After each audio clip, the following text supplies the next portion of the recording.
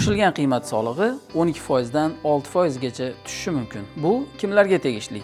2026-yil 1-iyundan boshlab umumiy ovqatlanish, savdo va xizmat ko'rsatish sohasidagi ayrim tadbirkorlar qo'shilgan qiymat solig'ini soddalashtirilgan tartibda to'lash imkoniyatiga ega bo'ladi. Bu qanday ishlaydi? Tadbirkorning o'zi tanlaydi. Amaldagi tartibda qolish yoki yangi tartibga o'tish. Agar yangi tartib tanlansa, qo'shilgan qiymat solig'i 12% emas, 6% stavkada to'lanadi. Bundan tashqari foyda solig'i stavkasi 0% etib belgilanadi va bu bo'yicha hisobot topshirish majburiyati bekor qilinadi. Albatta bu tartibning o'z shartlari bor. Masalan, xaridlar uchun to'langan qo'shilgan qiymat solig'ini hisobga olish, qo'shilgan qiymat solig'i bo'yicha mavjud imtiyozlardan foydalanish hamda qo'shilgan qiymat solig'ining bir qismini qaytarib olish imkoniyati bo'lmaydi. Muhim eslatma, bu tartib davlat ulushi 50% va undan yuqori bo'lgan korxonalar hamda yirik soliq to'lovchilarga tatbiq etilmaydi.